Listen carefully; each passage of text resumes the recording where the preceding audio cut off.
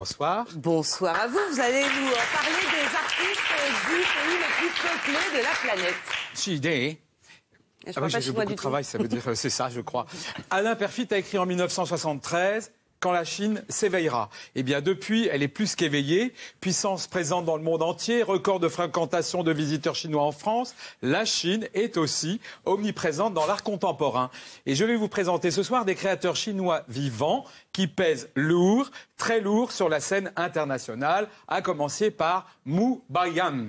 Donc voici une œuvre discrète et légère. Alors, en regardant cet homme, voilà, Tatiana, vous riez, voire vous tous, vous vous moquez. Mais en fait, cet homme, est-ce qu'il n'est pas triste à voir, écrasé par sa vie, gavé par une société de consommation qui caractérise aussi la Chine? C'est ce que dénonce Mu Baiyan. À suivre, et il a fait toute une série incroyable et émouvante avec des hommes comme ça, un peu en chair. La Chine est le pays de tous les superlatifs, le plus peuplé, le plus en croissance, le plus pollueur.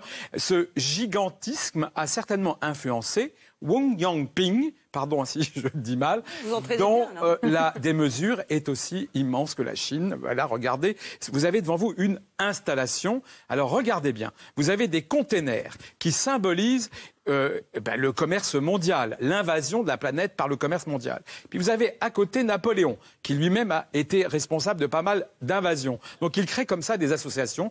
Ce que vous voyez là, c'est le monde de l'invasion. Il nous aime, cet artiste-là, parce qu'il vit chez nous, Wang Yangping. Il a fait beaucoup d'œuvres monumentales et complètement absurdes.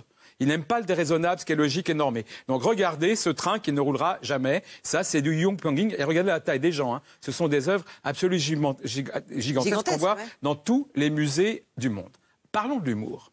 L'humour, c'est une façon astucieuse de se plaindre, de dénoncer, de s'opposer, mais pas frontalement. Vous savez, Molière, il a fait ça. Hein. Il a dénoncé tous les puissants qui le payaient, mais de biais. Et c'est exactement ce que fait l'artiste que voici, Yu Minjun, qui rit beaucoup, beaucoup. On ne sait pas ni de quoi ni de qui. Donc c'est lui qui rit. Vous allez d'ailleurs le voir. Hein. Il se représente lui-même en train de rire. Et il est fort parce qu'il se moque. On ne sait pas de qui. Il n'attaque personne frontalement, donc du coup, il continue de vivre en Chine et il est un des artistes, lui, contemporains qui monte à suivre. Et le parti, il supporte ça? Mais oui, parce qu'il n'attaque pas le parti, il rigole, mais il se moque de qui? Bon.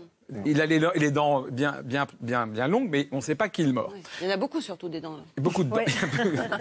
Je peux vous parler d'Ai Weiwei quand même. C'est l'artiste le plus connu dans le monde entier. Lui, chinois, il a des liens particuliers avec la France parce que son père est venu séjourner chez nous vers 1930 et il est arrivé exactement ici, à Marseille. Là où a lieu en ce moment même au Mucem une expo faite par Ai Weiwei où Ai Weiwei raconte son père et surtout sa propre vie. Et une des spécialités de Ai Weiwei que vous voyez là, c'est d'utiliser tous les matériaux possibles pour communiquer. La photo, le Lego, le meuble, les vidéos, la porcelaine, etc. Alors écoutez bien, il est né à Pékin.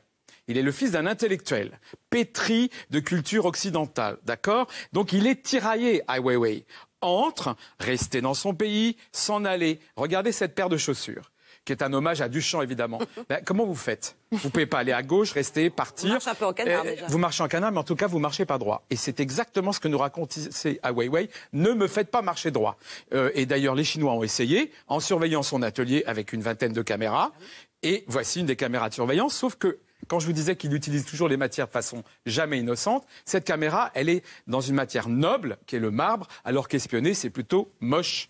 Et je trouve que c'est toujours intéressant et il fait toujours ça. Vous allez voir une œuvre qui est assez claire, je crois, où, là encore, dans une matière noble, le cristal, il explique qu'il n'est pas toujours d'accord avec les règles qu'on impose. C'est bien pour faire des selfies, ça. C'est clair. Mais en tous les cas, l'œuvre est assez astucieuse parce qu'il, à chaque fois, matière noble pour dénoncer des choses graves et sérieuses. On continue. L'art de la porcelaine en Chine, elle est répétée dans le monde entier et depuis des siècles. Donc regardez cette magnifique assiette, sauf que regardez au fond de l'assiette. Ce que vous voyez, c'est pas un couple qui s'embrasse dans une pagode. C'est l'évolution de l'espèce humaine. Et si vous regardez tout au bout, c'est l'Homo humanus matracus. Donc vous l'avez compris, Ai Weiwei est attaché aux droits de l'homme. Et puisqu'il expose à Marseille, eh bien l'artiste s'est intéressé au fameux savon. Il a donc commandé pour 2 tonnes de savon. Il a créé 2 savons ici, uniques, sculptés, avec des inscriptions, des déclarations des droits de l'homme à gauche. À droite, les hommes, à droite, les femmes. Et je peux vous en offrir peut-être, c'est un petit Ai Weiwei, 400 000 €. Non. Non, c'est pas vrai. Mais en tous les cas, ce qui est intéressant... Non, Ai Weiwei est une des valeurs les plus énormes du marché mondial. Oui, mais ce que vous avez dans les mains, ça vaut combien ? Mais rien, c'est moi qui l'ai fait. Oh. Mais tout ça pour vous dire quoi ? C'est que là où il est astucieux, Ai Weiwei, c'est qu'il donne du sens avec des matières molles, que ça va disparaître tout ça, comme les droits de l'homme. Qu'est-ce que t'en sais ? Mais c'est ce que lui, il le dit. En frottant, il n'y a plus rien. Les droits de l'homme, c'est très facile de les limiter. Vaut mieux les graver dans le marbre que dans le ça sent les droits de l'homme. Allez au Mucem pour comprendre ce que fait Ai Weiwei. Magnifique. Merci beaucoup. Merci. Merci.